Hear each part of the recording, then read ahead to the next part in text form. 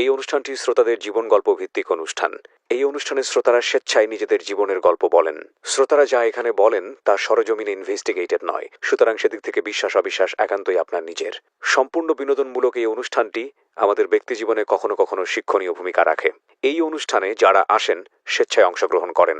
এই অনুষ্ঠানে কনফেস করবার পরে কিংবা জীবন গল্প বলবার পরে তার ব্যক্তি ও সামাজিক জীবনে কোনো বিরূপ প্রভাব পড়লে সেটার জন্য রেডিও কর্তৃপক্ষ দায়ী নয়। জীবন গল্প, জীবন গল্প, জীবন নাটকের চেয়েও নাটকীয়। সালামু আলাইকুম প্রিয় দর্শক এবং শ্রোতা, ভালো আছেন আশা করি। দোয়া এবং শুভকামনা জানিয়ে শুরু করছি জীবন গল্পের আরও একটি এপিসোড। আমি আরজি কিবরিয়া আপনার সঙ্গে রয়েছি। আমি কথা না বাড়িয়ে গেস্ট কে আছেন আমার সঙ্গে, শুরুতেই তার সঙ্গে আপনাদের পরিচয় করিয়ে দিচ্ছি। ফোনটা মিউট করেছেন? ফোনটা মিউট করা আছে? Edit but. প্রথমে আপনার নামটা একটু বলেন। জি, শিলা রহমান। শিলা রহমান। বয়স কত আপনার?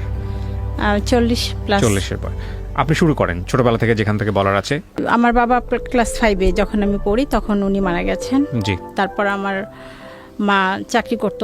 আমাদের 5-6 ভাই বোন ছিলাম। তারপর মানে আমার বড় দুই বোনকে বিয়ে দিছে, তারপরে 2 ভাই, তারপর মানে আমি পঞ্চম, তারপরে আমার ছোট বোন। জন্ম জেলা কোথায় আপনার? জি, জন্ম জেলা লালমনিরহাট। হ্যাঁ। আচ্ছা। তারপর 2 বোনে বিয়ে হয়ে গেছে। তারপর 2 ভাই ছোট ছিল। আমি ক্লাস 5-এ ছিলাম। তখন মায়ের হাতে পুরো সংসার, 4 জন আমরা। যাই হোক, আমার আম্মু চাকরি করছে, আমাকে লেখাপড়া শিখাইছে, সবাইকে শিখাইছে। আব্বা নাই দেখে আমাকে কলেজে মানে ভর্তি করার পরই বিয়ে দিয়ে দিছে। বিয়ের পর ওখানে লালমিহাটে থাকা হয় নাই, হাজবেন্ড নিয়ে নারায়ণগঞ্জে চলে আসলাম। এখানে তো বেবি হলো, ছেলেটা হলো রিফাত, যাকে নিয়ে বলতে চাচ্ছি। ও হওয়ার পর 8 বছর পর আর একটা ছেলে হইলো। আর রিফাতের বয়স এখন 25 বছর, আর একটা ছেলে বয়স এখন 17 বছর। রিফাত যখন ক্লাস 10-এ পড়ে, রিফাত ছোটবেলায় খুব ভালো ছিল। ওকে। খুবই ভালো, শান্তশিষ্ট, ভদ্র, ব্রেন ভালো ছিল। ক্লাস 10-এ ওঠার পর ও আর স্কুলে যায় না। টেস্ট দিছে, টেস্ট পরীক্ষা যখন দিবে তখন আর ও স্কুলে যায় না হঠাৎ করেই। হ্যাঁ। ওকে। তো আমরা জানতাম না। ওর ক্লাসমেটরা এসে বলল যে আন্টি ও স্কুলে যায় না। ও কি ব্যাপার, ও তো সকালে স্কুলে বের হয়ে যায়, বিকালে 4টার সময় ঠিকই বাসায় আসে। তখন আমি খোঁজ নিলাম, গিয়ে দেখি বা জানতে পারি যে ওই কোনো আপনার কি ওই পুকুর এই টাইপের কোনো নীরব নির্জন জায়গায়, জনমানবহীন নীরব নির্জন জায়গায় চুপ করে বসে থাকে। এটা আপনি খোঁজ নিয়ে জানলেন নাকি আপনি গিয়ে বের করলেন? হ্যাঁ, জানার পর আমি নিজে গিয়ে দেখছি, চুপচাপ বসে ছিল, ব্যাগটা স্কুল ব্যাগটা পাশে ছিল। কোথায় ছিল এটা? কোথায় ফার্স্ট টাইম কি দেখলেন আপনি সেটা বলেন। পুকুরের পাশে, গাছের নিচে। আবার কোনো মসজিদের ছাদের উপরে কোনায় চুপচাপ, যেখানে কেউ যায় না, নীরব একদম, মানে মানুষের মধ্যে থাকবে না। তারপরে বাসায় আনার পর কোনো বাড়ির ছাদে, 5তলা বা 6তলা এরকম ছাদে, তারপরে নিয়ে আসলাম যে কি ব্যাপার, না আমার স্কুল ভালো লাগে না, আমি স্কুলে যাব না। ওর কথাবার্তা, ও কোনো মানুষ আসলে ঘরের মধ্যে ও কারোর সাথে কথা বলবে না, মুখটাকে আড়াল করে রাখবে। তো আর একটা আমার বই ছিল, মৃত্যুর পরে কিয়ামতের আগে, এই বইটা খুব পড়তো। আর কেউ আসলে ওই বইটা দিয়ে মুখটা ঢেকে রাখতো। নামাজ কালাম পড়া শুরু করলো হঠাৎ করেই। তারপর এখন আশেপাশে সবাই বললো জিন ধরছে, পড়িতে আসক্ত, এরকম কিছু। তারপর ওই এলাকার যত দূর যেখানে বলছে, কবিরাজ, আলেম, মসজিদের হুজুর, ইমাম সাহেব, যে যেখানে বলছে সব জায়গায়। ঠিক আছে। হ্যাঁ। তারপরে আর ও তখন থেকে ওর সন্দেহটা শুরু হয়েছে। ওই আমরা যেমন একটা হুজুর নিয়ে আসি, দেখাই যে না এটা, ওই বলে যে এই হুজুরটা ভালো না, ওই হুজুরটার কাছে চলো। ওইটা জিদ, ওই দিকে ওর মানে ওই যে সন্দেহটা ওখান থেকে শুরু। ওটাই ওর মনে করতেছে যে ওইটাই ঠিক হবে। তারপর আবার সেখানে যাই। আবার এরকম টিভিতে যদি দেখে বা রেডিওতে কোথাও শুনে যে টিভিতে এরকমের অ্যাড থাকতো যে চট্টগ্রামের হুজুর বা ওই যে 7তলা এরকম হুজুর থাকে, কিস্তিতে ইয়া করে, ওগুলা দেখে ওইটার জন্য অস্থির, মানে বাসায় ওইটা নিয়ে আমাদের সাথে হইচই করতো। ওইটা একরকমের জিদ হয়ে গেছে ওর, আবদার বা বায়নাগুলা মিটানো। ওইটা একরকমের, ওটা না করলেই বাসার মধ্যে অশান্তি সৃষ্টি করতো, বকাবকি করতো, গালাগালি করতো। তারপর ওইরকমই করার পর দেখি যে না, আমার কাছে মনে হলো যে এটা তো ওর শরীর সবকিছু ঠিক আছে, অথচ এরকম বলতেছে। আমি আবার হুমায়ুন আহমেদের বই পড়তাম, সাইকোলজি। তখন আমার কাছে কেন যেন মনে হলো এটা কোনো মনের রোগ হইতে পারে, এরকম কিছু। তারপর ওই যে চট্টগ্রামের কোনো হুজুর টিভিতে যদি অ্যাড দেখে যে অমুক হুজুরের কাছে বা ওইরকম কোনো ইয়ার কাছে গেলে ভালো হবে, ওইটার জন্যই বায়না করতো, প্রচুর বায়না করতো। তারপরে ওকে আমরা নিয়ে আসলাম যে না, ঢাকা পপুলার নিউরোলজি ডাক্তার দেখাইলাম। আচ্ছা। ওখানে দেখানোর পর উনি যে মেডিসিনগুলো দিল, তারপর ওগুলি 2-3 দিন খাওয়ার পর ওর মানে একটা সাইড এফেক্ট থাকে, যেটা আগে বুঝতাম না, এখন বুঝি। বমি টমি করতো, গ্যাস ট্যাস হতো, এরকম অজ্ঞান হয়ে পড়ে থাকতো, খুব প্রচুর বমি টমি করতো, আর শরীর এত মানে উইক দেখা যাইতো এতটাই। তখন ওইটা বন্ধ করলো, ও খাইতে চাইলো না, আমিও আর বুঝি নাই তখন যে না খাওয়াইলে সমস্যা হতে পারে, আমিও বন্ধ করছি। যে ছেলে এরকম হলো, যে না তাহলে মনে হয় মানুষ যেটা বলে জিন পড়ে এরকমই কিছু হতে পারে। তারপর আবার ওই আর একটা বায়না করলো কি যে ওর মুসলমানি করানো হয় না। আমরা ছোটবেলায় যে মুসলমানিটা করছি, এটা এক ধরনের ওর মানে সন্দেহ, যেটাও সন্দেহ করবে ওইটাকেই। হ্যাঁ, আপনাদের ছোটবেলায় যেটা হয়েছে সেটা ওর মনে করতেছে যে ঠিক নাই, ও মনে করতেছে যে ও যেটা মনে করবে ওটাকেই সঠিক মনে করে, যে সেটা ওর পরের বিষয়। আপু কি বললো ঠিক নাই? হ্যাঁ, হয়নি, আবার নতুন করে করতে হবে। আচ্ছা।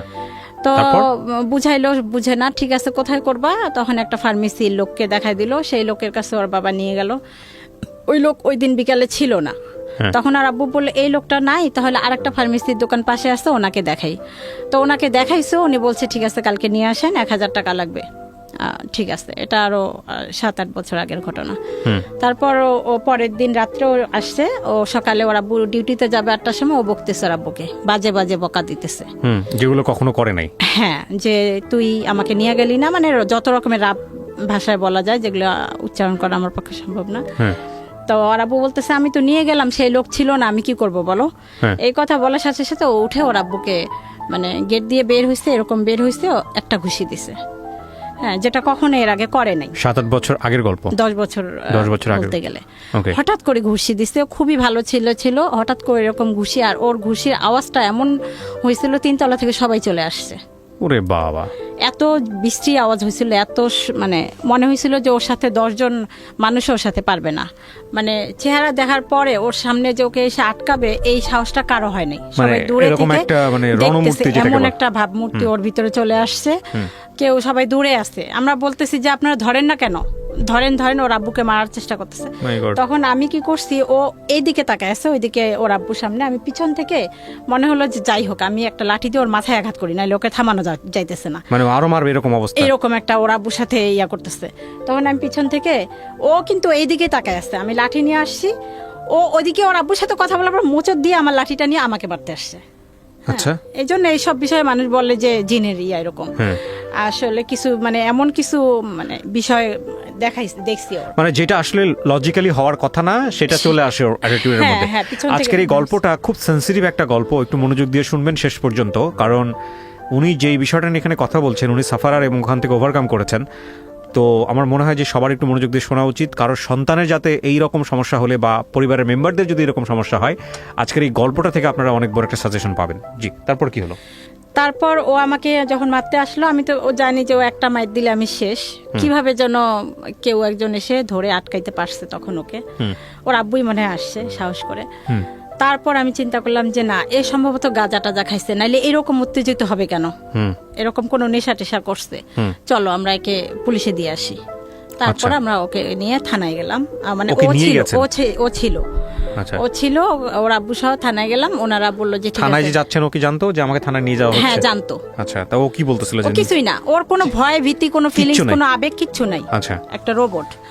তারপরে থানায় গেলাম, ওরা মানে কেউ একজন বাসার পাশে বললো যে এভাবে যদি আপনারা বলেন নিবে না, আপনাদেরকে বলতে হবে ও মানে আসক্ত এবং একটা কোনো কিছু ওর পকেটে রেখে দিতে হবে, এরকম কিছু।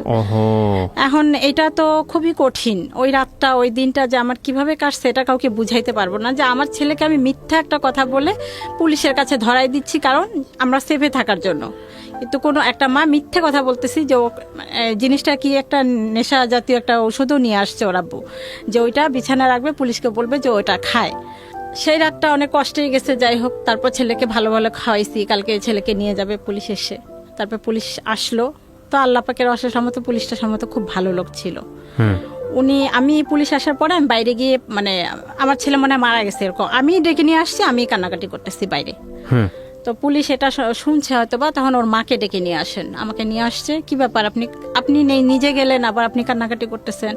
তখন আমি বলে ফেলছি যে স্যার ওর তো এটা জানি না তখন উনি বলল যে এরকম ওর তো মানসিক সমস্যা, এটা হইতে পারে, আপনারা ডাক্তার দেখান। উনি আমাদেরকে পাঠাই দিল, মানে উনি নিল না, অ্যারেস্ট করলো না। উনি নিজে ওই মুহূর্তে আমার ছেলেকে বললো যে আপনি নিয়ে যান হাসপাতালে। তখন আমি পিজি হাসপাতালে নিয়ে আসলাম।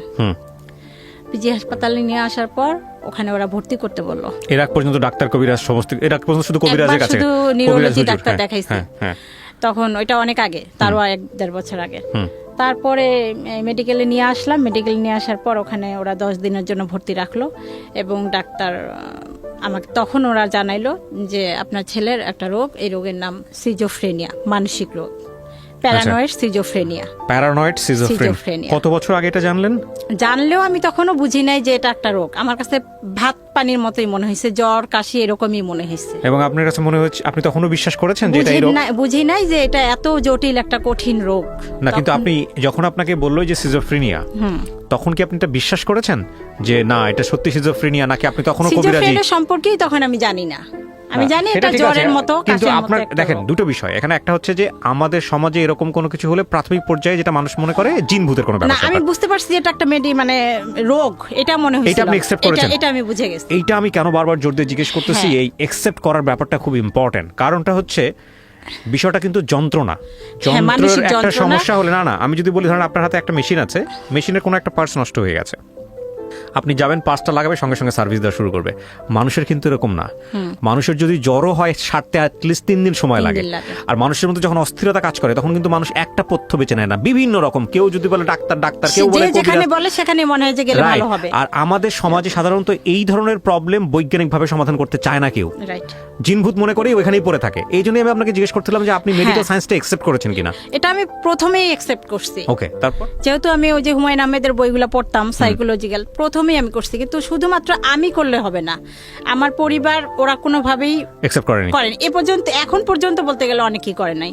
আমার আশেপাশের লোক করে নাই। ওদের কথা অনুযায়ী তখন বলবে কেমন মা, আমরা বলতেছি অমুকের কাছে নিতে, তমুকের কাছে নিতে, এখনো নিচ্ছে না। তখন থেকে আমি আসি যে সাইকোলজি কোনো ডাক্তার যদি দেখি আমি তাহলে দেখাবো। তো যাই হোক, পুলিশকে আবার আমি এখানে একটা কথা আড়াল করতে মানে ভুলে গেছিলাম। পুলিশকে আমি পাশে বারান্দা দিয়ে চুপ করে ডেকে বলছিলাম যে স্যার ওর না এরকম না, ওর মানসিক রোগ আছে। ওর আব্বুর আড়ালে, ওর আব্বু তো ওইটাই চাচ্ছে যে ওকে দিবে, অ্যারেস্ট করে নিয়ে যাবে। হ্যাঁ দিবে, ওর আব্বু বুঝে না, এখনো বুঝে না। কিন্তু আমি যেহেতু বুঝছি, আমি ওনাকে চুপ করে জানলা দিয়ে ডেকে বলছিলাম, ওর আব্বু ঘরে ছিল। তখন উনি বল ঠিক আছে আপনি ভিতরে আসেন। আসার পরে উনি তারপরে এই যে পাঠাইলো ওর আব্বুর কাছে বলে। তারপর খাওয়া দাওয়া ঘুম এগুলোর মধ্যে কোনো দেখছিলেন ওই সময়টাতে? ঘুম ছিল না, ওই সময়টাতে ঘুমাইতো না, কোনো ঘুম ছিল না। সারা রাত বাইরে যাইতো, ছাদের উপরে চুপ করে বসে থাকতো। আপনার পুকুরে মানে একটা বিল্ডিং এর পিছনে যে নোংরা জায়গাগুলো থাকে, আবর্জনা, মানুষ লোকে ইউরিন করে ত্যাগ করে, ওই রকম জঘন্য জায়গার মধ্যে এভাবে হেলান দিয়ে এভাবে পড়ে থাকতো। রোদ আসতো, বৃষ্টি হয়তো মানে কোনো অনুভূতি ছিল না ওর ভিতরে যে এখন রোদ হচ্ছে, বা সারাদিন না খাইতো না, এরকম করতো। এরকম একটা অবস্থা। ওকে জিজ্ঞেস করেছিলেন যে তুমি কোনো ধরনের কোনো মেয়ের প্রেমে পড়েছো কিনা? সে মেয়ে তোমার কাছে এরকম কিছুই না। জিজ্ঞেস করেছিলেন আপনারা? হ্যাঁ, বহুবার। আচ্ছা, এরকম কোনো কিছু না। আর এগুলা দেখলে ওইগুলা হলে তো আমরা বুঝতামই, তখন তো ফোন টোন ছিল না। তারপরে ডাক্তার কাছে নিয়ে আসার পর ডাক্তার আমাকে বলল, তখনও বুঝছি যে একটা মানসিক রোগ, এটা সেরে যাবে, কিন্তু এটা যে সিজোফ্রেনিয়া জটিল এটাও বুঝি নাই। তখনও বুঝছি যে ঠিক আছে এটা মানসিক রোগ। তো আনার পর ভালো হইলো, অনেকদিন ভালো থাকলো। তখন বললো যে আমি আর স্কুলে পড়বো না, আমি চাকরি করব। উনি বলতেছিল, ও বলতেছে যে আমি চাকরি করব। আচ্ছা ঠিক আছে চাকরি করো। চাকরিতে জয়েন করার 3-4 মাস পর ওখানেও আবার। কোথায় জয়েন করলো? ওই আমাদের নারায়ণগঞ্জেই একটা গার্মেন্টসে চাকরি করলো। ওখানে 2-3 মাস করলো, করার পর ওখানে আবার ওর ভিতরে যে ও চাপ নিতে পারে না, এটা আমি তখনও বুঝতে পারিনি। কোনো চাপ নিতে চায় না বা চাপ নিতে পারে না, সেই ধৈর্যটা ওর নাই। তখন ও ওখানে চোখ বড় বড় করে আর ছাদের উপরে উঠে, এই সূর্য থাম, এই সূর্য তুই ওঠ, আর তো এই দেখ আমি সূর্যকে খাচ্ছি, আমি সূর্যকে এখন গিলে খাবো, এরকম কথা বলতো। ওই যারা ওর অন্যান্য স্টাফ ছিল ওগুলো দেখে মালিকের কাছে বলার পর ওকে না করে দেয় যে এই ধরনের কেন কথা বলে। ওকে। হ্যাঁ, আর ওই পিএম বা যারা উপরে আছে, আপনাকে তো আমি চিনি, আপনি হযরত মুহাম্মদ সাল্লাল্লাহু আলাইহি ওয়াসাল্লাম আমলের সেই লোক, আপনি তো আবু বকর, হ্যাঁ আসসালামু আলাইকুম বলে পায়ের মধ্যে লুটায় সালাম করতো, এরকম করতো। আর বাসায় যখন নিয়ে আসলাম রাত্রেবেলা পাগল যেটাকে বলে, মানে পাগলই রাস্তার মধ্যে যেরকম উস্কো খুস্কো ওই রকম একটা চাদর হেসড়াইতে হেসড়াইতে যাইতো। আর কি ব্যাপার বাবা, তোমার চাদরটা তুমি সারা রাস্তা ঝাড়ু দিতে দিতে নিয়ে আসতেছো, এরকম ময়লা হইতেছে। এগুলি পবিত্র মাটি, এগুলি পবিত্র ধুলা, এই জন্য আমি এগুলো সঙ্গে নিয়ে আসতেছি। এরকম তুমি কে, তুমি কে, তোমাকে তো আমি চিনতেছি না, তুই কে রে? ওর ভাইকে বলতেছে, ওর বাবাকে বলতেছে তুই কে, আমাকে বলতেছে তো ও তুমি, তোমাকে আমি চিনতে পারতেছি, তুমি আমাকে জন্ম দিছিলা, এই জন্য তুমি সেই হিসাবে তুমি আমার মা, তুমি আমাকে এই পৃথিবী জন্ম না, তুমি আমাকে এই পৃথিবীতে আনছো, এই জন্য তুমি আমার মা। তা তোমাকে আমি ছাড়বো না, চিন্তা করো না, তোমাকে আমি জান্নাতে নিব। ও নিজেকে খুব মানে বিরাট বুজুর্গ বা পীর এরকম কিছু একটা ভাবতো। দেখেন এরকম কথাবার্তা বললে তো মানুষ এমনিতেই মনে করবে যে ওর সাথে জিন আছে। হ্যাঁ, হ্যাঁ। তারপরে আমরা রান্নাঘরে কাজ করতেছি, ও কেউ গেল এমন ভাবে আসসালামু আলাইকুম বলে, মানে জিনেরই কণ্ঠ, হুম। এমন একটা মোটা কণ্ঠ, এরকম ভয়ঙ্কর কণ্ঠ শুনে যারা পাশাপাশি আরো থাকি তারা সবাই চলে আসে। সবার জীবনটা অতিষ্ঠ হয়ে গেল না ভিতরে, খুব ভয় থাকা, তটস্থ থাকা। আপনাদের ফ্যামিলি মেম্বারদের কি অবস্থা ছিল এই সময়? ফ্যামিলি মেম্বার বলতে আমি তো অল টাইম ওর সাথে, ওর আব্বু তো সকালে যায় রাত্রে আসে 11টা। আর ভাই বোন, আর বাকি ভাই বোনগুলো? ছোট ছেলেটা তখন স্কুলে পড়তো, এই যে এইটা, ওর বাইরের দিকে অত ইয়া নাই, ও এরকমই চুপচাপ। আপনাদের বংশগত আর কারো ছিল না, আমাদের Genetically? বংশগত ছিল না। প্রিয় শ্রোতা, আমরা যেখানটায় ছিলাম তারপরে এরকম করলো, তারপরে চাকরি চলে গেল নারায়ণগঞ্জে। চাকরি চলে গেল। তারপর আরেকটা কোথায় যেন ও নিজেই ঢুকলো। আচ্ছা। ঢুকার পর বলল, তুমি আমাকে বিষ খায় মারতে চাও, ভাতের সাথে বিষ দিছো বা শরবতের সাথে পানির সাথে এরকম করছিলেন নাকি এরকম? তোমাদের ওইটা তখন করি নাই। বাট আপনি জীবনে এরকম একটা স্টেপে গেছিলেন? এখন করতেছি, কি এখন বল? করতেছি। ওইটা তখন করি নাই, এখন বলবো এটা পরে। তো ভাতের সাথে পানির সাথে বিষ মিশাইতেছো, ওষুধ মিশাইতেছো, এগুলা তো তোমার কাছে আমরা থাকবো না, আমি থাকবো না। 1 মাস পরে যখন বেতন পাবে, ওই তার আগের দিন বলতেছে 6 তারিখে বেতন পাবে, 5 তারিখে আমি তোমাদের সাথে থাকবো না, আমি অন্য একটা মহিলার বাসায় ঠিক করছি, ওখানে থাকবো, ওখানে খাবো। তোমরা আমাকে ভাতের সাথে ওষুধ মিশায় মারতে চাইতেছো, তুমি আমার ক্ষতি করতে চাইতেছো। ভাতের সাথে কি ওষুধ মেশাতেন ওই সময়টাতে? মেডিসিন না, দিতেন? তখন মিশাইতাম না। আচ্ছা। তখন ওগুলো বুঝতাম না। আচ্ছা। তো আমাকে ক্ষতি করতে চাইতেছো, আমাকে পানি পড়া খাওয়াইছো, ওই যে কবিরাজ টবিরাজ এসব পানি পড়া খাওয়া। আমরা তখন বলতাম, তোর বাবার কোনো সম্পত্তি আছে নাকি, বা তোর তো কোনো সম্পত্তি নাই, যদি সেই সম্পত্তি থাকতো সেই জন্য আমি হয়তো বা করতাম, কোন কারণে করব বাবা তুমি বলো। বোঝানোর চেষ্টা করতাম, ও কোনো কাউন্সিলিং এর কাজ হতো না। সত্যি যেদিন বেতন পাইছে সেই দিন রাত্রে আর বাসায় আসে নাই। তো সারা রাত তো টেনশনে, আমরা খুঁজে কোথাও পাই না, কোথায় গেল। তো ভাবলাম যে যেহেতু বেতন পাইছে, কালকে অবশ্যই চাকরিতে যাবে, চাকরির স্থলে গেলাম। গার্মেন্টসে কাজ করতো? গার্মেন্টসে চলে গেলাম। গার্মেন্টসে আমি গেলাম, গেটের দারোয়ানের সাথে অনুরোধ করে বললাম যে ও আসবে, আমাকে একটু এখানে বসতে দেন। ওনারা আমাকে বসতে বললো। তারপর ছেলে আসলো, আর আমি ওর আব্বুকে জানা রাখলাম, তুমি কিছু লোকজন নিয়ে আসবা, ওকে ধরে নিয়ে বাসা যাইতে হবে। তারপর যে ওর আব্বু লোকজন নিয়ে ওকে ধরে নিয়ে বাসায় আসলো। বাসায় আসার পর ওই যে টাকাটা নিয়ে নিলাম আমরা, কারণ টাকাটা থাকলেই তো আরো এদিক ওদিক গিয়ে নষ্ট করবে। নিয়ে নিলাম, সেইটাই হচ্ছে বড় অপরাধ। কেন টাকা নিলাম? ওই 6,000 না, ওর কাছে 6 লাখ টাকা, ওটা এখনো বলে কেন টাকা নিচ্ছ। আচ্ছা। তো সেই জন্য 2-3 দিন পর এলাকার একটা গুন্ডা টাইপের কবির নামে এক লোক, আমার নামটা ঠিক মনে নেই, কবির নামটাই দিলাম। তো ওটাকে গুন্ডাই বলে এলাকার মধ্যে সবাই। জি। ওনার কাছে গিয়ে বিচার দিচ্ছে যে অমুক, আমার হাজবেন্ডের নাম, মানে ওর আব্বুর নাম এবং আমার নাম ধরে বলছে যে ওরা আমার টাকা নিচ্ছে। আচ্ছা। তখন ওরা কারা, ওদেরকে তুমি কিভাবে চেনো? ওদের বাসায় আমি থাকি। তারপরে সেই লোক ওর আব্বুকে ডাক দিছে। ওই লোক যেই জায়গায় থাকতো, একটা মাঠের উপর 3 তলা একটা ছাদের উপরে, আমরা যেটা এলাকায় শুনতাম যে উনি গাঁজা টাজা মদ এই টাইপের কিছু খায়, এবং ওই মাঠ দিয়ে যদি মানে এলাকার মানুষের ভাষা অনুযায়ী যেটা শুনতাম যে কোনো মেয়ে ওই রাস্তা দিয়ে গেলে উনি তাকে ধরে, বা কোনো মানে কোনো লোক মোবাইল টোবাইল নিয়ে গেলে ছিনতাই করে, এই টাইপের কিছু শুনতাম। ওই লোক ওর আব্বুকে ডাক দিল রাত্রে 11টার সময় যে আমার এখানে আসো। ওই 3 তলা, ওই নির্জন মাঠের এক কোণ ওই বিল্ডিংটা, ওখানে 3 তলার আব্বুকে নিয়ে গেছে। যে তুই এই ছেলের টাকা নিছিস কেন, এরকম একটা ধমক টমক দিছে, মারবে এরকম কিছু। তোর আব্বু বলে, এই তো আমার ছেলে টাকা আমি নেবো না, আর ওর একটু সমস্যা আছে, এখন ওকে টাকা দিলেও থাকবে না, বা চলে যাবে, কোনো একটা নষ্ট করবে, বা গাঁজা টাজা কিছু খাইতে পারে। তখন আমাদের ধারণা ছিল গাঁজা টাজা কিছু খায় এরকম কিছু, তো এই জন্য আমাদের সাথে রাফ বিহেভ করে এরকম কিছু। তারপরে সেই লোক বললো, তোমার ছেলে কি প্রমাণ আছে? এখন আপনি বলেন যে তারপরে উনি বললো যে ওর মার কাছে যান। তখন উনি বললো যে ঠিক আছে আমি আসতেছি, পরের দিন আপনারা যান। তারপরে উনি পরের দিন আমার কাছে আসলো। আচ্ছা, সেই লোক আসার পর তখন আমাকে দেখার পর ছেলের কাছে পরে আমার সাথে কথা বললো। কথা বলার পরে চলে গেল। চলে যাওয়ার পরে আশেপাশে আরো 2-1 জন, আমি এখন ওনাকে কিভাবে প্রমাণ দিব যে এটা আমার ছেলে? কেন আপনাদের কোনো ফ্যামিলির ছবি নাই? ওই এলাকায় আমি ছেলেকে 10 ছেলেকে বছর, প্রমাণ করার কি আছে? আশেপাশের লোকজনকে জিজ্ঞেস করলেই তো হ্যাঁ হয়। ওই ছেলে তো ওইখানে জন্ম হয় নাই। আচ্ছা জন্ম হয়েছে চৌধুরী বাড়ি, আমি থাকি নারায়ণগঞ্জ, আচ্ছা, চিটাং রোড চৌধুরী বাড়ি ওদিকে। ওকে। আর ওখানে ওকে নিয়ে গেছি 10 বছর বয়সে। সেই বয়স থেকে যারা চিনে তারাই। তা আমি আমাকে আমার ছেলের পরিচয় দেওয়ার জন্য আরেকজন লোকের কাছে পরিচয় দেওয়ার প্রমাণ দিতে হবে, হুম, এমন একটা কঠিন সিচুয়েশন। তখন আমি বললাম যে যা আমি ওদেরকে ছোটবেলায় নিয়ে আসছি, অমুকের কাছে গিয়ে আপনি জিজ্ঞাসা করেন। উনি জিজ্ঞাসা করছে। এরপর ছেলে প্রতিদিন ওই লোকের কাছেই যায়। আচ্ছা, সারাদিন থাকে না, রাত্রে থাকে না। ওর আব্বু আর আম্মু সারা রাত খুঁজি।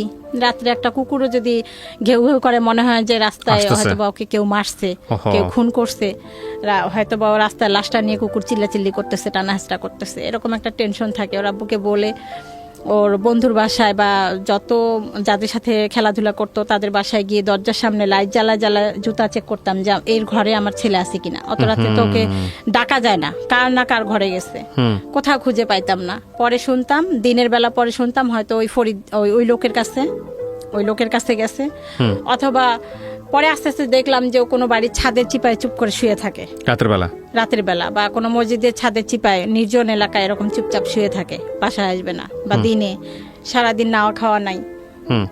বেশিরভাগ সময় ওই লোকের কাছেই থাকতো, ওই গুন্ডাটার কাছেই থাকতো। 10-5 টাকা হয়তো বা দিত।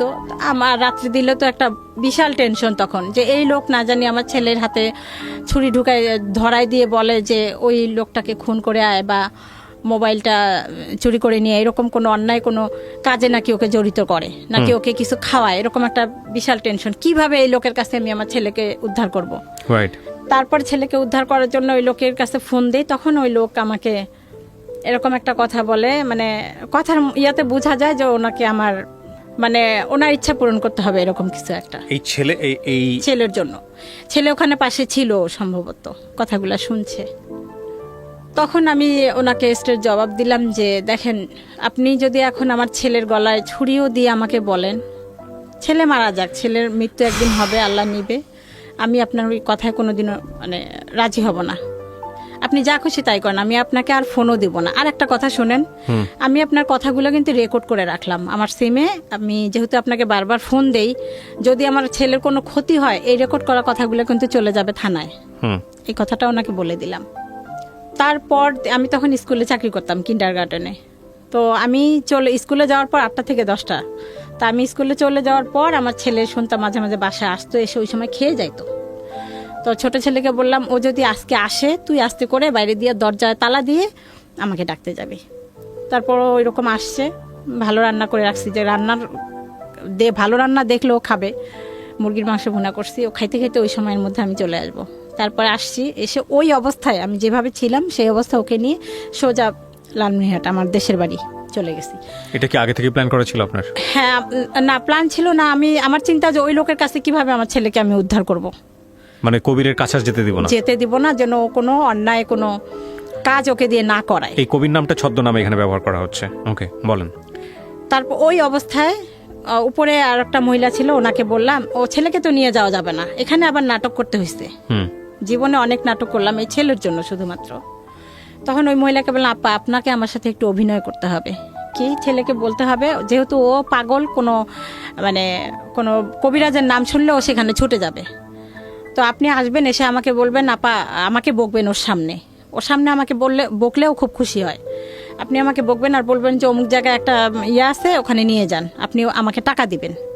উনি সেটা এসে করলো, শায়লা নাম ওনার, ওই মহিলাটা এসে আমাকে বললো, আপা আপনি ছেলেটাকে এরকম ক্ষতি করতেছেন কেন, ওকে নষ্ট করতেছেন কেন? এই যে আমার কাছে একটা ভালো কবিরাজের ঠিকানা আছে, আপনি ওকে নিয়ে যান ওখানে। লালমনিরহাটের নাম তো বলে নাই, বাট আপনি লালমনিরহাটে তো নিচ্ছেন আলটিমেটলি। হ্যাঁ, ওকে। হ্যাঁ, তারপরে ওকে ওইটা বললো। তারপরে উনি বলার পর আমার ছেলে রাজি হলো ঠিক তো কবিরাজের কাছে নিতেছো, কোনো চালাকি করতেছো না। শায়লাপা বললো যে এই আমি কেন তোমার মার সাথে চালাই, তোমার মা তো ভালো না, খারাপ, খালি তোমার ক্ষতি করতেছে, তুমি যাও তো, আমি খোঁজ নিব, আমিও যাইতেছি 2 দিন পরে, তুমি যাও। তারপর ওই কথা বলার পর ওকে নিয়ে আমি গাবতলী, নারায়ণগঞ্জ দিয়ে বাস আছে, তবু ওই বাসে আসিনি, সোজা গাবতলীতে এসে ওখান থেকে বাস নিয়ে মিলানমেহেটে চলে গেলাম। চলে গিয়ে ওখানে ওকে রেখে আমি তারপর চলে আসলাম, ব্যাক করলাম আমার ঢাকায় ওকে রেখে। ওকে, আচ্ছা, এখন এখানে পরের দিন আমাকে কবির ফোন করছে, ওই লোক ছদ্মনাম যে যার নাম দিলাম। হ্যাঁ, আপনার ছেলে কি অবস্থা, এখন যে ফোন দেন না, আপনার ছেলে যে খোঁজ খবর নেন না। তা বললাম না, আপনি তো, উনি এখন এটা জানে না যে আমার ছেলেকে আমি রেখে আসছি, আমার ছেলের খবর নেওয়ার জন্য উনি আমাকে টোপ হিসাবে ব্যবহার করছে। তখন আমি বলছি যে আপনি যা খুশি তাই করেন, আমার ছেলেকে আমি আনতে যাব না। তো উনি পায় নাই আমার কাছে, আমি ছেলে আসা ছেড়ে দিয়েছি। ওইরকম ছেলে আমার দরকার নেই যে আপনার মতো একটা গুন্ডার কাছে গিয়ে থাকতে পারে, আর আপনার মতো গুন্ডা এই ধরনের কথা আমাকে বলতে পারেন। আমি ছেলেকে ছেড়ে দিয়েছি, আপনি যা খুশি তাই করেন। তারপর অনেকদিন পর, কয়েক মাস পর আমার ছেলেকে নিয়ে আসা হইলো ওইখানে। কার কাছে ছিল? লালমনিরহাটে আমার মায়ের কাছে ছিল। ওর কি ধরে বেঁধে রাখতে হইতো?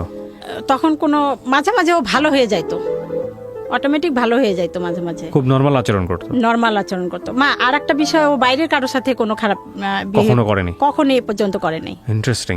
তারপর হ্যাঁ, অন্যান্য এই সিজোফ্রেনিয়া অন্যান্যরা করে, কিন্তু এর বেলায় সেই জিনিসটা এখন যায় নাই। তারপরে ওখানে মার কাছে রাখার পর মা মনে হয় কবিরাজ টবিরাজ দেখাইলো, দেখার পর ওখানে কবিরাজ বলছে ওর সাথে 3টা শয়তান আছে, একটা ভালো শয়তান, একটা খারাপ শয়তান, এরকম নানান কিছু। তারপরে আসলো বাসায়, কিছুদিন ভালো ছিল। তারপরে আবার ঢাকা মেডিকেলে ডাক্তার দেখাইলাম, ওখান থেকে আবার ট্রিটমেন্ট করলাম, করার পরে আবার ভালো হইলো। ও বাসায় আসার পর, লালমনিরহাট থেকে ঢাকায় আসার পরে আবার অসুস্থ হয়ে গেল, আবার সে আগের মতো। তারপর আবার ইয়াতে ঢাকা পিজি হাসপাতালে নিয়ে ট্রিটমেন্ট করলাম। ট্রিটমেন্ট করার পর আবার সুস্থ হইলো, মানে কিছুদিন ট্রিটমেন্ট করলে ভালো থাকে, আবার কিছুদিন পর ও যখন ভালো হয়ে যায় তখন আর ওষুধ খাইতে চায় না, যে আমি ভালো হয়ে গেছি, আমি ওষুধ খাবো কেন। তারপর আবার একদিন হঠাৎ করে ও বললো আমার বুক জ্বালাপাড়া করে, আমার অস্থিরতা লাগে। তখন ঢাকাতে? লালমনিরহাটে। হ্যাঁ, লালমনিরহাটে, সরি, এই নারায়ণগঞ্জে। নারায়ণগঞ্জে। তখন আলটিমেটলি আপনার বাসায় থাকে না কবিরের সঙ্গে? হ্যাঁ, চলে আসছে। আর আমরা কবিরের বাসা ওই এলাকা থেকে আরেকটা এলাকায় চলে আসছি, এই জন্য ওই লোকের থেকে দূরে। তারপর আমার বুক জ্বালা পরে, আমার অস্থির লাগে, মানে ঘরে আসে 5 মিনিট বসে, ভালো লাগে না, আবার বাইরে যায়, মনে হয় যে বাইরে গেলে ভালো লাগবে, আবার বাইরে গিয়ে আবার সারা এলাকা টোটো করে ঘুরে, আবার মনে হয় যে না ঘরে গেলে ভালো লাগবে, আবার ঘরে আসে, এরকম অস্থিরতায়। তারপরে লেখাপড়া তো একেবারেই বন্ধ, ক্লাস 10-এ উঠে বন্ধ। তারপরে একদিন ওকে আমি বললাম কি আমার সিমটা বিকাশ করতে হবে, চল তো বাবা যাই, পাশেই দোকান, 2 মিনিটের রাস্তা। ওকে নিয়ে গেছি, আর ওই ছবিটা নিতে মনে নেই, বাবা তুমি ছবিটা নিয়ে আসো, এমনি নর্মাল, কিন্তু ওই যন্ত্রণার কথাগুলো বলে।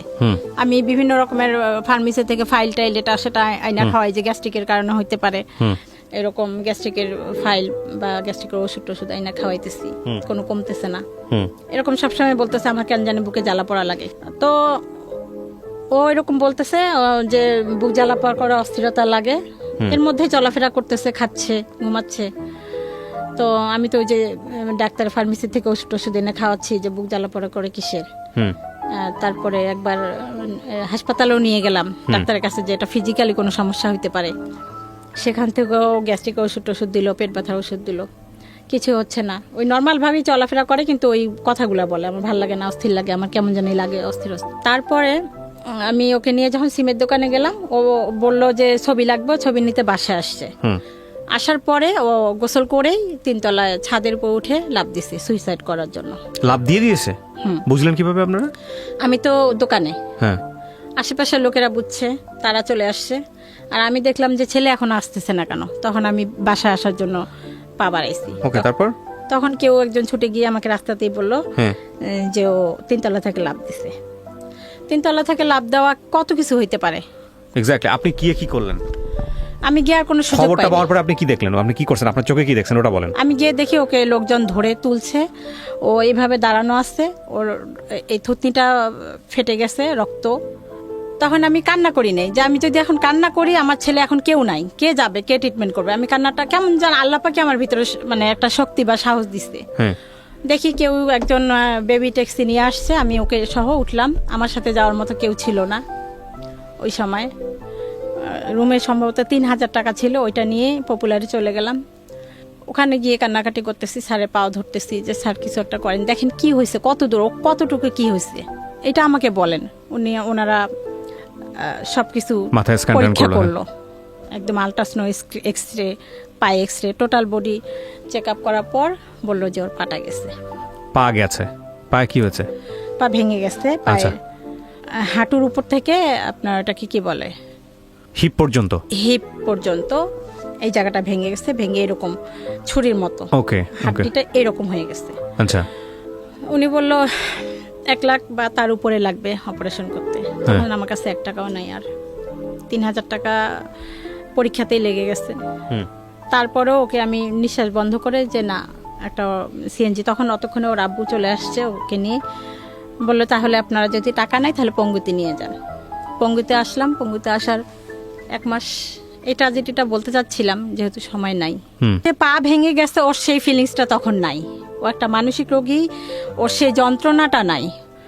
ওর পা ভেঙে গেছে, ওকে পায়ের এইখানে রড দিয়ে এখানে বের করে এরকম একটা রড দেওয়া হয়েছে। সেই রড দিয়ে আমি যদি টয়লেটে যাইতাম, এসে দেখতাম ও ফ্লোরের মধ্যে হাঁটাহাঁটি করতো।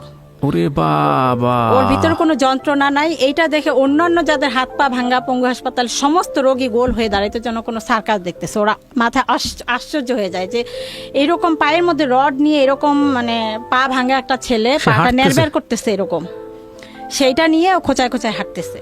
ও মাই গড! মানে ওর ওইটার কোনো যন্ত্রণা নাই। আচ্ছা, ডাক্তার যখন আপনাদেরকে বলে দিল দিস ইজ প্যারানয়েড সিজোফ্রেনিয়া, তখন বুঝি নাই আমি। এরপরে ট্রিটমেন্ট ওনার তত্ত্বাবধানে ট্রিটমেন্ট করেন নাই আপনারা, নাকি ওই বলা শুনেই শেষ? না না, ট্রিটমেন্ট করছি। ওই যে এই রোগ তো কিছুদিন মানে লং টাইম ওষুধ খাইতে হবে, এইটা আমি বুঝি নাই। মানে যখন- ওনার আন্ডারে তত্ত্বাবধানে থাকেন নাই, মূল কথা হচ্ছে এটা। না, ওকে, তারপর? তখনও ওষুধটা আমি কন্টিনিউ ধরি নাই। ওকে, প্রিয় যাই হোক 20 দিন রাখার পরে ওর পাটা রড লাগাই দিল। সেই রড নিয়ে বাস, তখন পঙ্গু হাসপাতাল থেকে তখন সবাই বলল যে এই যে পাশেই শ্যামলী হাসপাতাল, মানসিক রোগের মানসিক হাসপাতাল, রোগের, হ্যাঁ। এখানে এটা ট্রিটমেন্ট হয়। আরো অন্যান্য যারা হাত পা ভাঙছে একটা ট্র্যাজেডিতে ওইখানে ট্রিটমেন্ট করছে, বলে কি এটা মানসিক রোগ, আপনি এটা ইয়া করেন। তখন ওখানে দেখাইলাম। ওই কত সালের গল্প এটা? আনুমানিক পরে 16 সালের ঘটনা, 2016 সালে কাগজটা আছে।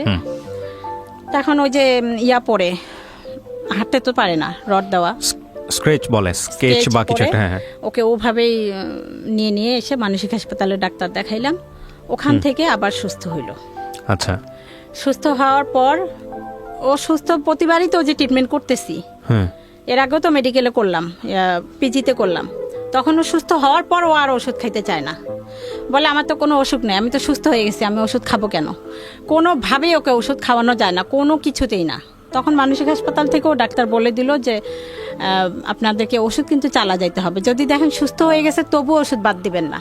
হ্যাঁ। আর ও তো ওষুধ, এই রোগীরা ওষুধই খেতে চায় না, আমি কি করব, কিভাবে? ও তো ছোট বাচ্চা না যে জোর করে খাওয়া, রাইট, রাইট। বড় বড় ওষুধগুলি। আবার ওষুধ ছেড়ে দিল।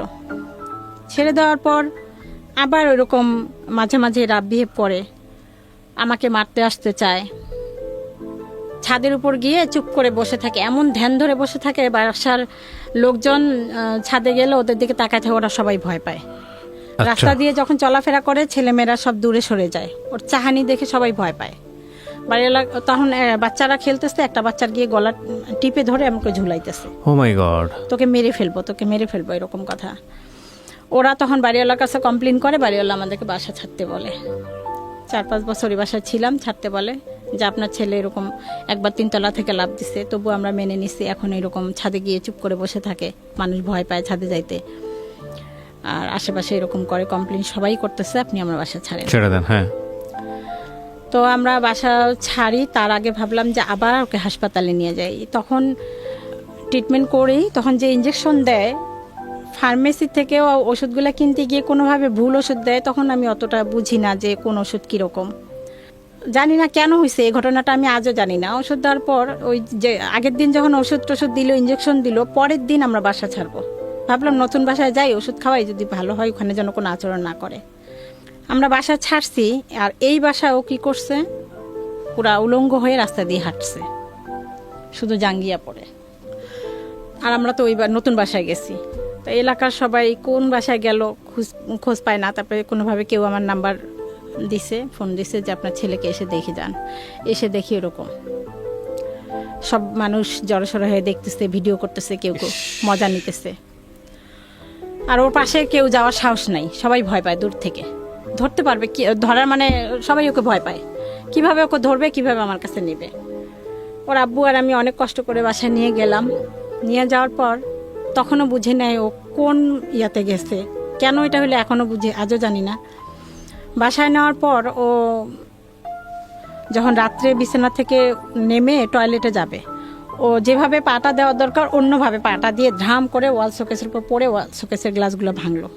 ইচ্ছা করে ভাঙে নেই, ও কিন্তু পড়ে গেছে, অ্যাবনর্মাল, ওর শরীর একদম লুজ হয়ে গেছে।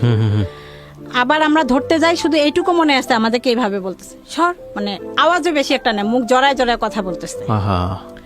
আবার ও অন্যদিকে হাঁটতেছে, যেদিকে বাথরুম সেদিকে না গিয়ে অন্যদিকে হাঁটতেছে, সেখানে পড়ে যাচ্ছে। ড্রেসিং টেবিলে পড়ে ড্রেসিংয়ের গ্লাসগুলো ভেঙে ফেললো। তারপর জোর করে ধরে যখন বাথরুমে নিলাম, ওই কলের পরে কলটা ভেঙে ফেললো। তারপর নিয়ে আসলাম, তখন বললাম যে ও তো খাইতে দিলাম, ও খাওয়া এখানে ভাত, ও অন্য জায়গায় হাত দিচ্ছে। তখন মনে হলো মানে ওর ব্যালেন্সটা নাই, ছেলের চোখগুলাই চলে গেছে, এরকম মনে হচ্ছিল। চলেই গেছিল তখন প্রায়, মানে ও চোখে কিছু দেখে না। আচ্ছা, আপনি আজকে কথার মাঝখানে একবার বলে ফেলেছেন যে মাঝখানে মনে হতো যে ওকে সুইসাইড করার জন্য বা ওকে মেরে ফেলার জন্য কোনো স্টেপ নিতেন আপনারা, যেটা আপনি বলতে চাচ্ছিলেন, আপনি বলেছেন, এখানে রেকর্ড আছে। এটা আর মাথা নাড়ালে হবে না, তাহলে ব্যাখ্যা করতে হবে ঘটনাটা কি। হ্যাঁ, আমি যেটা বলছিলাম, ও যখন বলতো যে তোমরা আমাকে বিষ খায় মারার চেষ্টা করতেছো, সেই বিষটা কি, আচ্ছা, সেইটা ও যেটা সন্দেহ করছে সেই সন্দেহটা এখনো আছে, সেটা এখন করতেছি, সেটা বিষ না, সেটা ঔষধ। আচ্ছা আচ্ছা, সেটা আপনি ব্যাখ্যা করতে চাচ্ছিলেন। হ্যাঁ। তো এরকম হতো, সহ্য তো মানুষের একটা শেষ আছে। আমার নিজেরও একটা বাচ্চা আছে, আমি জানি যে এক্সট্রিম লেভেলে করলে ওর মা মাঝে মাঝে 2-1 চল লাগাই দেয়। হ্যাঁ, এবং প্রথম দিকে আমি একদমই ওটা সাপোর্ট করতাম না, কিন্তু মাঝে মাঝে মনে হয় যে আচরণ শেখার জন্য কিছুটা প্রহার প্রয়োজন আছে, নইলে একদম এক্সট্রিম লেভেলে চলে যায়, ওয়াইল্ড হয়ে যায়। কিন্তু আপনি কি কখনো গায়ে হাত তুলতেন এই যখন এরকম আচরণ করতো? সেই মানে সেই ইয়াটাই ছিল না, ওকে ধমকও দেওয়া যাইতো না, ও 4টা ধমক দিত। মানে নিতে পারতেন, মানে ও যদি কিছু করবেন গায়ে হাত করবো সেই সাহসটাও আমাদের ছিল না। ওর এমন ভাবমূর্তি হইছে, যে মানুষ মৃত্যুর পরোয়া করে না, তাকে আপনি শাসন করে কি করবেন? হ্যাঁ, কথাটা এখানেই। একদিন আমি, এই তুই এই কাজটা করলি কেন, এখানে একটা থাপ্পড় দিছি। হ্যাঁ, ও আমাকে সাথে সাথে এখানে একটা থাপ্পড় দিছে, আমার কানটা এখনো ফাটা, ভিতরে পড়া ফেটে গেছে। মানে সাধারণ কথার মধ্যেই, কেন তুই আমার গায়ে হাত তুললি, আমি তখন বুঝি না যে ওই রকম এক্সট্রিম লেভেলে চলে গেছে। যাই হোক, তারপরে কি হলো? সেই রাত্রে তারপরে অবস্থা, তখন আমি দেখলাম যে ও চোখেও দেখে না, ওর মধ্যে কোনো ব্যালেন্স নাই। ওকে তখন ওকে আমরা বাঁধার চেষ্টা করলাম। ওর আব্বু আর ছেলে ঘুমাই গেল, একবারের মধ্যে ওর আব্বু আর ছেলে ঘুমাই গেছে। তখন ও আমাকে ওকে আমি বুঝাইতেছি, দোয়া টোয়া পড়তেছি, তখন ও আমাকে বলতেছে, আমার পায়ের কাছে বসে বলতেছে, আম্মু।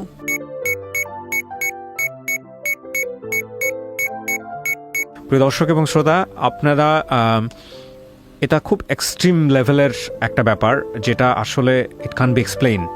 আমি আজকে এই গল্পটাকে এভাবে আপনাদের সামনে উপস্থাপন করছি এই কারণে যে এগুলো আসলে আমাদের গণমাধ্যমে সেভাবে আসে না, বা এগুলো নিয়ে তেমন কথাবার্তাও হয় না। আমাদের মেইন স্ট্রিম গণমাধ্যম বলি বা যাই বলি না কেন, সেই জায়গাগুলোতে আমরা আসলে মোটা দাগে যেসব জিনিস নিয়ে ব্যস্ত থাকি, সেই সব জায়গার চেয়েও যে আরও অনেক গুরুত্বপূর্ণ বিষয় অনেকভাবে আসতে পারে, সেই জায়গাটিকে আমি বরাবরের মতো আমার রেডিও ক্যারিয়ারে খুব সিরিয়াসলি দেখানোর চেষ্টা করেছি। সেরকম একটা গল্প এটা, যে কারণে আমি কোনো বিষয়ে আপনাদেরকে মানে বুঝতে বাকি থাকে এরকম কোনোভাবে উপস্থাপন করছি না।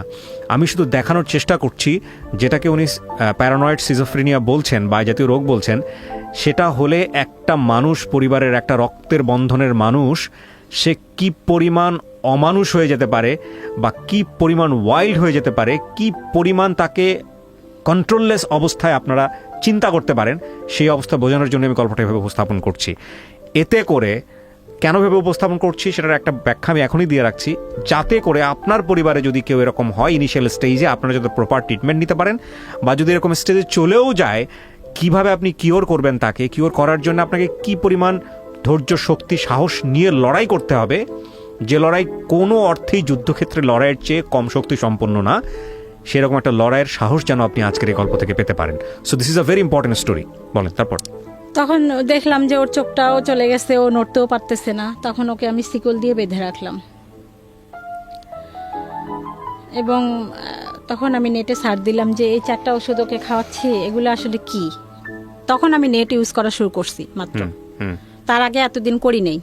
ওর ওই রোগের কারণে ওই যে পা ভাঙলো, ও তখন আমি নেটে মানে সবাই রক্ত আমি পাচ্ছিলাম না, ওর পা যখন ভাঙলো কেউ রক্ত কোথাও পাচ্ছিলাম না। অন্য অন্য বেডে সবাই দেখি ফেসবুকে ছাড়তেছে রক্ত দিচ্ছে, তখন আমার হলো যে না, আমিও ফেসবুক ইউজ করবো, এরকম সমস্যায় পড়লে যেন রক্তটা করতে পারি। তারপর আমি নেটে সার্চ দিয়ে দেখলাম যে একটা ওষুধ আসতো, ওইটা যদি বেশি খাওয়ানো হয়ে যায় তাহলে চোখের জ্যোতি চলে যেতে পারে, সেরকম হতে মানে দুর্বল হয়ে যায়, কোনো শক্তি থাকে না শরীরের। ওকে। তো দেখলাম সেই ওষুধটা ও দিনে 4 বার করে খাচ্ছে, ও নিজেই খাচ্ছে, ও তো আমাদের কথার মধ্যে থাকে না, ও নিজেই ঘর করে খাচ্ছে। সাথে সাথে ওষুধগুলো সরাই ফেললাম, সব ওষুধ খাওয়া নিয়ে বন্ধ করলাম। কিছুদিন পর স্বাভাবিক হইলো, হওয়ার পর ওই ইঞ্জেকশনটা শুধু দিতাম, মাসে 21 দিন পর একটা ইঞ্জেকশন হয়, সেটা দিতাম। ওষুধ আর খাইতেও চায় না, ও কোনোভাবেই খাইতে চায় না। 20 সাল এসে সব থেকে মারাত্মক, সব থেকে ভয়ঙ্কর যে কাজগুলো হয়, যেগুলো সহ্য করার মতো না, সেই কাজগুলো 20 সালে এসে ঘটানো শুরু করলো। মার্চ মাস থেকে ও সম্পূর্ণ, এতদিন আমরা জানতাম যে হয়তো বা গাঁজা টাজা খায় এই জন্য এরকম করে, কিন্তু মার্চ মাসে সম্পূর্ণ লকডাউনে 3 মাস ঘরে ছিল, একটা সিগারেটও খায় নাই, তারপরেও ঘরের জিনিসপত্র ভাঙচুর, এতদিন ভাঙে নাই। এখানে আরও একটা ঘটনা আমি বলতে ভুলে গেছি। ওই যে ওই বাসায় যখন এই ঘটনাটা হইলো, সেদিন পরের দিন সকালে বাড়িওয়ালা এসে দেখে আমার ঘরের জিনিসপত্র ভাঙচুর, তখন উনি ভাবলো যে নিশ্চয় ছেলেটা ভালো না, এই যে অসুখ এটা বুঝে নেই, আবার শিকলে বাধা, আপনি আজকে এই বাসা ছেড়ে চলে যান, আপনি কেন আসছেন, বা ছেলের এই রোগ আছে আপনি কেন গোপন করছেন, ছেলে তো গাঁজা টাজা খায়, আজকে এই মুহূর্তে বাসা ছেড়ে চলে যান।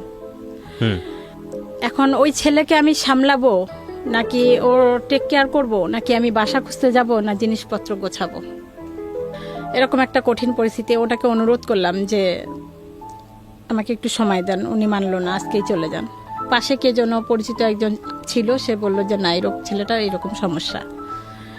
ও তারপর 2-3 দিন পর যেটা হয়েছে, ও রুমে থাকতে চায় না, শিকল খুলে দেওয়া হলো, যখন একটু স্বাভাবিক হইলো, কিন্তু একটু ভালো হয়, কিছুক্ষণ পর আবার অ্যাবনর্মাল হয়ে যায়।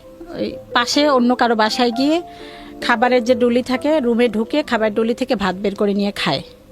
ওর ধারণা ওইটা আমাদেরই ঘর, কিন্তু ওই যারা ওই বাড়ির লোক তারা মনে করছে যে ও কোনো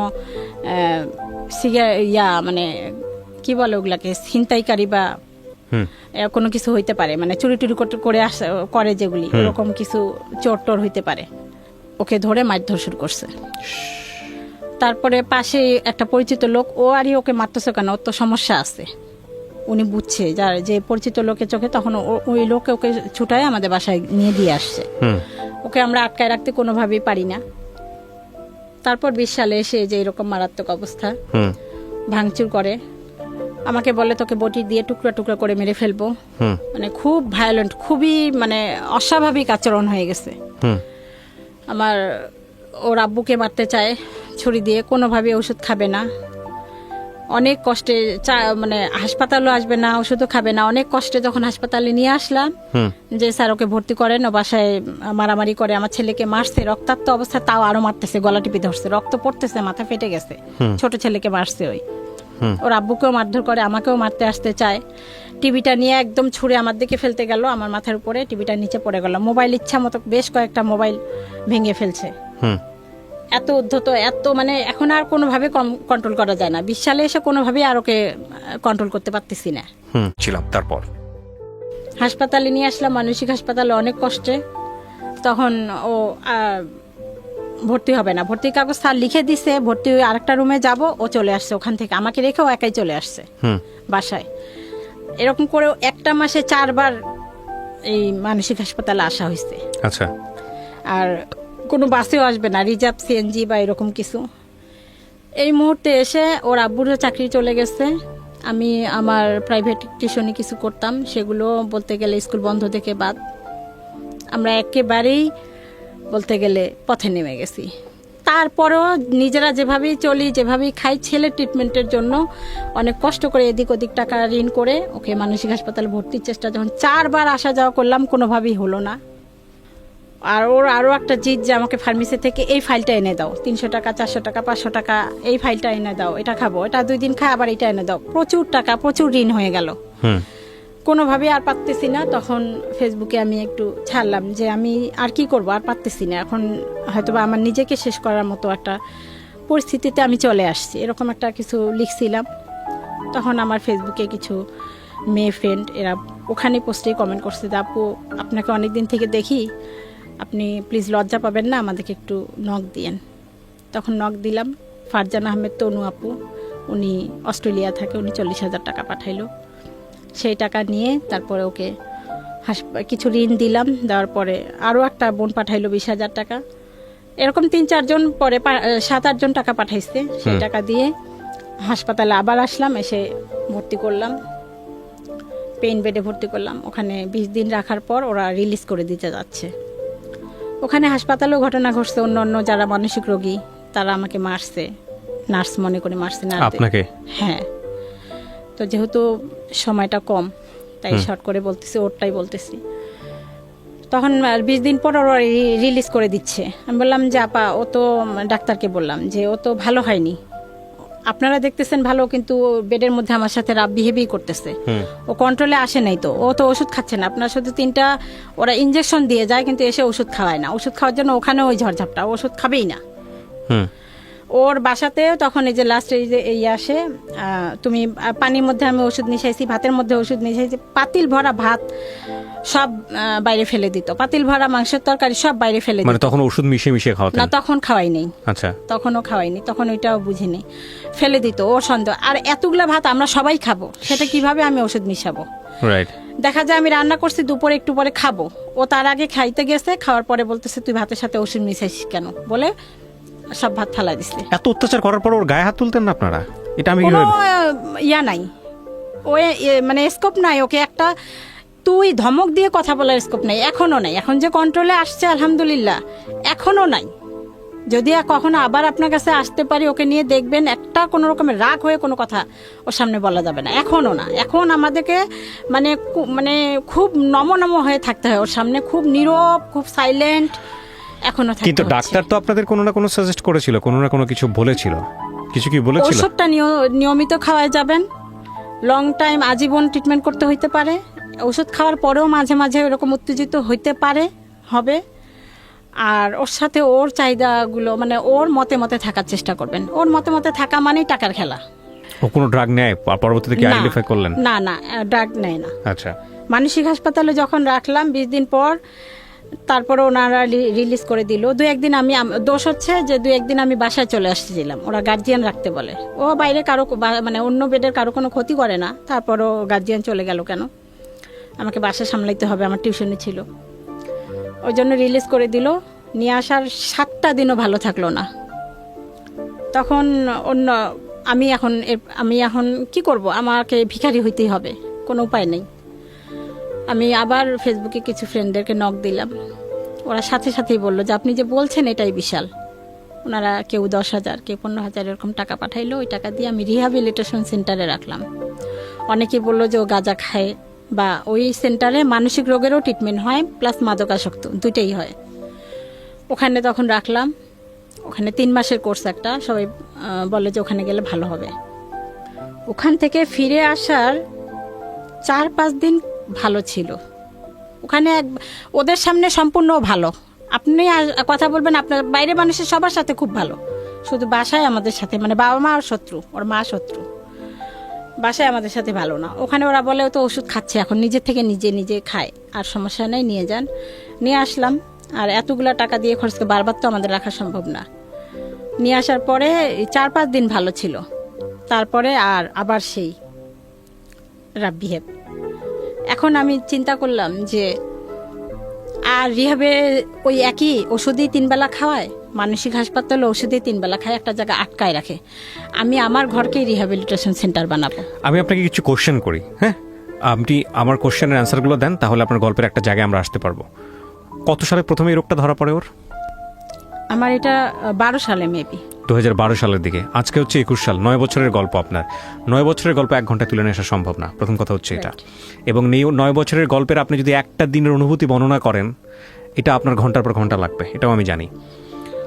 এখন আমি যেটা বুঝতে পারছি যে ও সাময়িক সুস্থ অবস্থার মধ্যে আছে। ওর বয়স কত হয়েছে এখন আনুমানিক? 25 বছর। 25 বছর। ওর কি বিয়ে শাদী দেওয়ার চেষ্টা করেছেন? এখন করতেছি। এখন করতেছেন। সমস্ত কিছু জানিয়ে যখন আপনারা যান স্টেপ নেন তখন কি হয়? বিয়ের জন্য আপনারা কিভাবে স্টেপ নেন? লাইক পাত্রীপক্ষকে সমস্ত কিছু জানান, ওর ব্যাপারে জানিয়ে তারপরে স্টেপ নেন? হ্যাঁ হ্যাঁ ও রাজি? এটাই বলছি যে ও এখন মোটামুটি স্বাভাবিক পর্যায়ে আছে।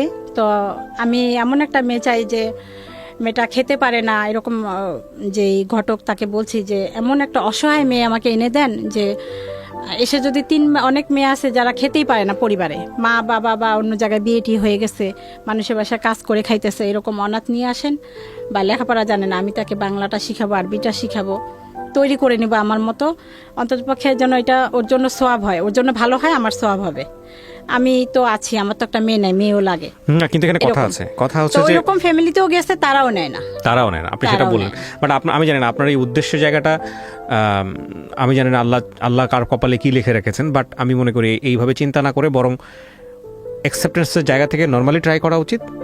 আপনার মনে হতে পারে যে একটা মেয়ে যে আসলে অনেক বেশি ঠেকা অনেক দিক থেকে, সে অন্তত এরকম একটা ছেলেকে মেনে নেবে, বিষয়টা এরকম না। বিষয়টা আসলেই এরকম না, বরং আপনি ফাইন্ড আউট করেন এরকম পরিবার, যে পরিবারে অন্তত এই রোগটা সম্পর্কে জানে, বা যারা অন্তত কোনো না কোনো স্টেজে সাফার করে গেছে, তারা রিলাই করতে পারবে। তো আমি নিঃসন্দেহে এটা একটা ভয়ঙ্কর রকমের যুদ্ধ। আমি গল্পের শেষে এসে কী মন্তব্য করবো আমি খুঁজে পাচ্ছি না। তবে কেউ যদি আপনাদের এই গল্প শুনে আপনার সঙ্গে কন্ট্যাক্ট করতে চায়, আপনি যদি তাকে অ্যাকসেপ্ট করেন, তাহলে লিবারেলি আমরা যেটা বলেছি অনুষ্ঠানের শুরুতে, আমরা সেই কাজটা করব, আমরা যোগাযোগ করিয়ে দিব। আর আমি আপনার সমস্ত কিছু এখানে পরিচয় গোপন রেখে, সমস্ত কিছু গোপন রেখে আমি এখানে উপস্থাপন করেছি। আমি চাই না কোনোভাবে আপনার সামাজিকতা ক্ষতিগ্রস্ত হোক। এবং মা হিসেবে আপনি যে কথাগুলো এখানে বলেছেন আপনার সন্তানকে নিয়ে, সেটা প্রশ্নাতীতভাবেই আমরা বিশ্বাস করব, কারণ মা তো মাই। বাকিটুকু আপনি জানেন কতটুকু সত্য কতটুকু মিথ্যা। তবে আপনি যে ব্যাপারটা বলেছেন যে প্যারানয়েড সিজোফ্রেনিয়া, এটা যদি কেউ গুগলে সার্চ করে, ইউটিউবে সার্চ করে, তাহলে খুব ভালো করে ধারণা পাবে যে আসলে কি হয় এটা হলে। তো প্রিয় দর্শক এবং শ্রোতা, গল্পটা খুব অল্পতেই আমরা শেষ করছি। আপনারা কেউই হতাশ হবেন না, সারা জীবন জুড়েই আপনাদেরকে ট্রাই করতে হবে, এবং এই ট্রাইয়ের জায়গাটা যেন কখনোই আপনারা ছেড়ে না দেন, যদি সত্যিই মনে করেন এই মানুষটা আপনার জীবনের জন্য খুব গুরুত্বপূর্ণ। কিছু বলার আছে শেষে আপনার? আমি এটাই বলবো যে এই রোগ যদি কেউ বুঝতে পারে কোনোভাবে যে তাদের পরিবারে কারো মানসিক সমস্যা আছে, তারা কোনোভাবেই যেন ট্রিটমেন্টটা ছেড়ে না দেয়। এটা সকলের কাছে অনুরোধ করেন, মানসিক যতক্ষণ ডাক্তার না বলবে ততক্ষণ যেন ছেড়ে না দেয়, কোনোভাবেই না। যত ওষুধ খাওয়ার পর যত সাইড এফেক্ট হোক, সেইটারও আবার ওষুধ আছে, ওগুলি সব খাওয়া। আর একটা হচ্ছে যে এই রোগীদের, এই যে এখন মারতে চায়, খুন করতে চায়, ওষুধ একটা বেলা না খাইলে পরের বেলা আবার অশান্তি সৃষ্টি করে, এই ওষুধগুলো খাওয়াইতে আমার অনেক কষ্ট হয়। শিকল দিয়ে বেঁধে রেখে ওকে খাওয়াচ্ছি। এখন বাসায় আমি রিহ্যাবিলিটেশন সেন্টারের মতো করে নিছি, আশেপাশের লোকজনকে ডেকে ওকে শিকল দিয়ে বাঁধি, ও খায়, তারপর যখন নিস্তেজ হয়ে যায় তারপর শিকল খুলে দেই, এভাবে খাওয়াচ্ছি। কখনো এখন যেটা করতেছি, ভাতের সাথে কখনো দিচ্ছি। ও বলতেছে, এতদিন বলেই আসছে, এখনো বলতেছে, তবু আমি দিচ্ছি, দিয়ে ওষুধের সাথে, স্যালাইনের সাথে, বিভিন্ন কিছুর সাথে দিয়ে ওর ওষুধটা কভার করতেছি। বিধায় আলহামদুলিল্লাহ এখন অনেক মানে ভায়োলেন্ট ভাবটা কমে গেছে। তো বাকি যে নর্মাল যে আচরণগুলা, আমাকে বকাঝকা করা, আমাকে মানে খুন করতে চায়, আমাকে বকা দেয়, গালাগালি করে, এগুলি কন্টিনিউয়াসলি তো আপনি তো ওর সাথে থাকতেছেন অ্যাটাচমেন্টের জায়গাটা। যেহেতু এই রোগের কোনো মানে এই মানসিক রোগের কোনো পুনর্বাসন কেন্দ্র বাংলাদেশে নাই, শুধু দুইটা হাসপাতাল, একটা মানসিক হাসপাতাল শ্যামলীতে আর একটা পাবনায়। শ্যামলীতে তো গার্জিয়ান থাকতে হবে, পাবনায় থাকবে না। পাবনায় দিও কি, আমি আমার আশেপাশে যাদের কাছে শুনলাম, ওরা পাবনা থেকে রিটার্ন এসে আজীবন ট্রিটমেন্ট করতেই হয়, আর ওরা ওষুধেই খাবে না। তাই সরকারের কাছে, মাননীয় প্রধানমন্ত্রীর কাছে আমার আকুল আবেদন, অনুরোধ যে এই ধরনের রোগীদের বাসস্থানের জন্য যেন একটা পুনর্বাসন কেন্দ্রের ব্যবস্থা করে। তাহলে আমার মতো এরকম অনেক মানে পরিবার আছে, তারা একটু স্বস্তি পাবে।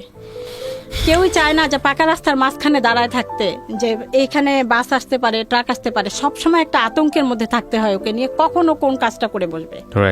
একটু সময় বের করে আজকে আপনার কাছে আসছি, এর মধ্যে বারবার ফোন দিচ্ছি এবং ও ফোন দিচ্ছে, এটা আমার ভিতরে অনেক একটা টেনশন, না জানি কি করতেছে। আজকে ডাবল ওষুধ খাওয়াই আসছি এই জন্য, যেন কোনো কিছু না করে। ওকে প্রিয় দর্শক এবং শ্রোতা, শেষ হয়ে হলো না শেষ, অদ্ভুত এক গল্প। এই গল্প হয়তো আজকে রাতে অনেকেরই ঘুম কেড়ে নেবে, তবে আমরা দোয়া করি কারো পরিবারেই যেন এরকম না হয়। যদি হয়েই যায় তবে মনে রাখবেন, জীবন একটা যুদ্ধক্ষেত্র। আমৃত্যু সেই যুদ্ধ আমাদের করে যেতে হয় এবং কখনোই যেন আমরা নিজের জায়গাটা থেকে নিজেকে সেই জায়গাটায় কম্প্রোমাইজ না করি। কারণ নিজে ভালো থাকা মানেই ভালো থাকা নয়, ভালো থাকতে হলে চারপাশের মানুষদেরকে নিয়েই ভালো থাকতে হবে, অন্তত পরিবার